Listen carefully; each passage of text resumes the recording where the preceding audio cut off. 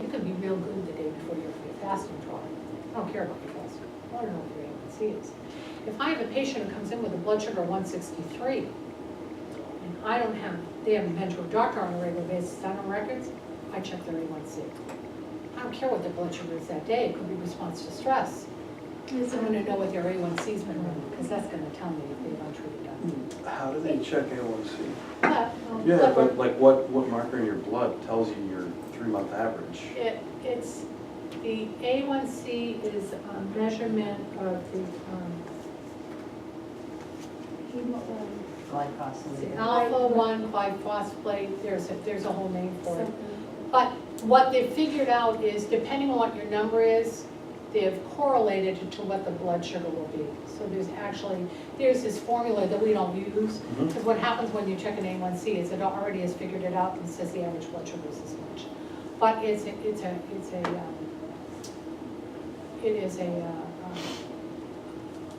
a ratio that they are able to figure out that A1C is directly, some smart person who's not me, that is good with that kind of stuff has figured out a formula that is very consistent with, if I have somebody who says, well, my blood sugar is, I don't check my blood sugar all the time.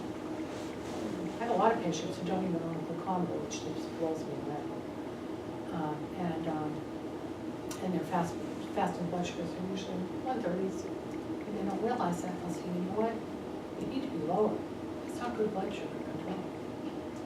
You need to look at your food, and if your food is not the issue, then you either need to go on something to help your liver, your pancreas work better, or you need insulin, depending on what goes on.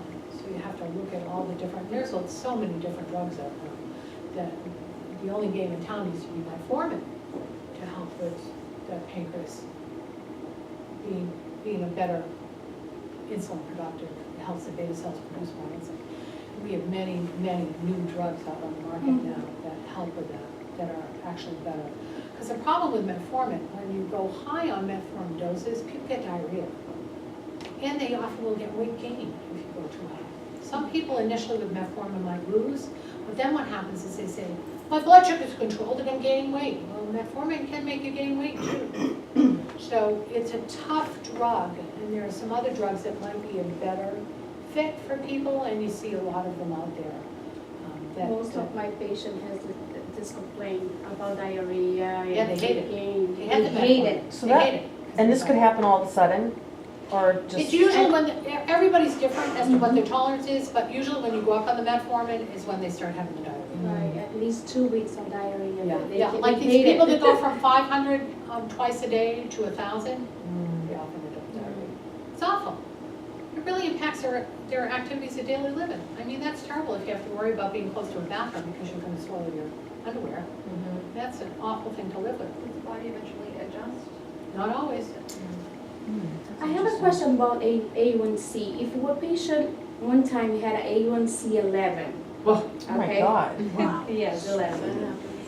And in 6 months, he lose weight. He start insulin. He doesn't want metformin. For sure. I hate to tell you, with somebody that high, you should be on insulin. That was a smart move. That's People resist the too. insulin. People resist the insulin, and they often are doing themselves a disservice. Actually, yeah, it's my husband. That's why I'm saying 37 years old. Family history of diabetes type 2, and he wasn't just a normal physical A1C 11.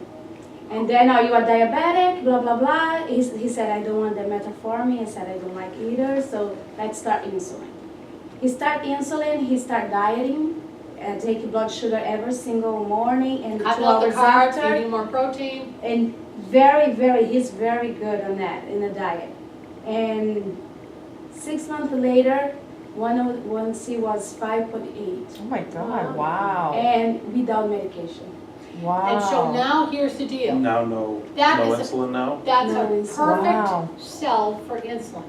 Had he not gone on insulin, I guarantee you that his A1C would not have gone down that quickly, And of course, that behavioral stuff is important, so now he's gonna be able to be diet controlled. Did he But lose a lot of had weight? you not put He him would- on insulin, I guarantee you, we would not be singing the Wow. same story. Yeah, but it actually was my decision Good for to you. go to the insulin. I said, no Yes. metformin for you, let's Yes. start the insulin That right was away. a great decision. Having to Because- stick yourself with needles is more than enough And motivation to he's change your he's diet. not afraid at all. But And- people are really funny because they are afraid of insulin, and it's like, I'm gonna improve the quality of your life. That's so I mean, Yeah. They don't understand that, they're so afraid of that Mhm. needle. And now the And needle, we I mean, know now you can get It's the pen. painful, it's you know. like so Oh, small. there's these tiny little bee stings, you don't even No. feel them anymore.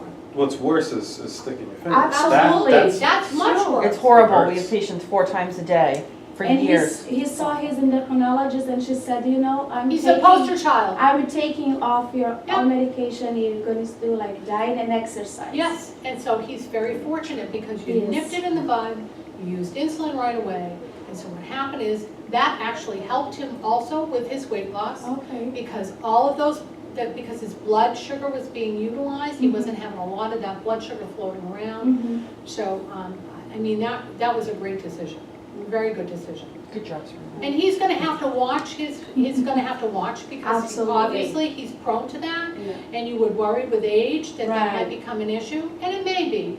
But at least his weight is down and you get those eating habits and that exercise in place. That's why so many people that have gastric bypass or the sleep, they're insulin dependent diabetics who take all that weight off and they don't need medicine anymore. They don't need hypertension Right. medication anymore. They don't need, because they lose all that truncal obesity. They're not insulin resistant anymore and their pancreas can turn around and keep up with what they do. So It's it's huge. amazing. It's huge, it's wonderful. All right, so, we talked about neuropathy, high lipids, hyperinsulinemic, they have resistant to insulin, and they become hypertensive. So what acutely happens? Well, you can have, with diabetes, you can end up with hypoglycemic problems too. You know, those 3 o'clock in the morning, your blood sugar's in the toilet, especially with type 1. With HHNK or type 2, you can end up with that being a problem. DKA, we know what it looks like. HHNK is when they hyperosmotic,